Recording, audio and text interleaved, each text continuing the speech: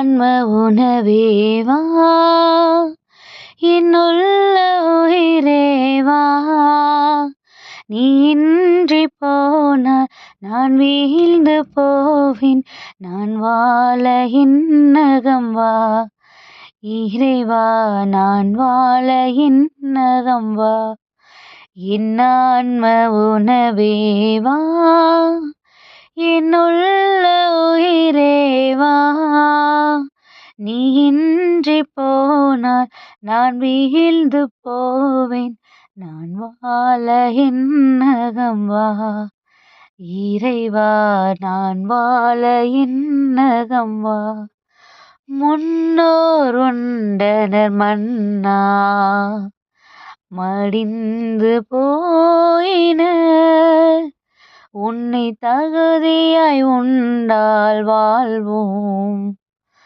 சாவை வெல்லவோ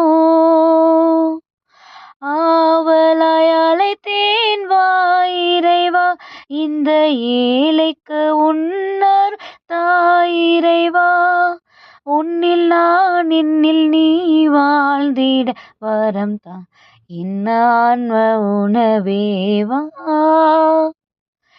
என்னுள்ள உயிரேவா நீ இன்றி போனால் நான் ஈழ்ந்து போவேன் நான் வாழ இன்னகம் வா. ஹாய் குட்டீஸ், எல்லாரும் எப்படி இருக்கிறீங்க? நல்லா இருக்கீங்களா? ஹாப்பியாக இருக்கீங்களா குட்டீஸ்?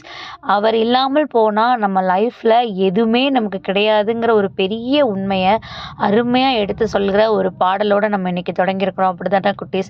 கண்டிப்பாக அவர் நம்மளிடத்துல இல்லை அப்படின்னா அந்த உலகத்தில் எவ்வளோ பெரிய செல்வங்கள், எவ்வளோ பெரிய பொருள், எவ்வளோ பெரிய ஒரு பெரிய கூட்டமே நம்ம கூட இருந்தால் கூட அவர் நம்மளிடத்துல இல்லை, அவர் அன்பு நம்மளிடத்துல இல்லை, அவருடைய பார்வை நம்ம மேலே இல்லை அப்படின்னா நம்ம ரொம்ப எம்டி தான் குட்டீஸ்.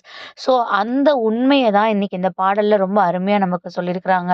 அதில் பார்த்தீங்கன்னா நமக்கு எல்லாருக்குமே தெரியும், மக்கள் பாலை நிலத்துல இஸ்ரேல் மக்கள் எனக்கு உணவு இல்லைன்னு அவங்க கடவுள்கிட்ட கேட்கும்போது கடவுள் அவங்களுக்கு என்ன பண்ணாங்க, வானத்திலிருந்து மன்னா பொழிய செஞ்சாங்க, அப்படித்தானே?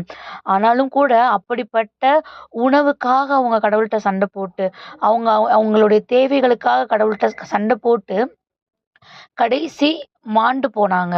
ஆனால் நம்மளுக்கும் ஒரு கட்டத்தில் அப்படி ஒரு நிலைமை வரும். ஆனால் இதெல்லாம் தாண்டி நம்மளை நிலையாய் வாழ வைக்கிறது, இந்த உலகத்தில் நம்மளை நிலையாய் நிற்க வைக்கிறது அவர் தருகிற ஆன்ம உணவு மட்டும்தான் குட்டீஸ். ஸோ இந்த நாள்லேயும் பார்த்தீங்கன்னா ஏசப்பாவோட திருமுழுக்கு பெருவிழாவை நம்ம என்ன பண்ணுறோம், நம்ம கொண்டாடிட்டு இருக்கிறோம்.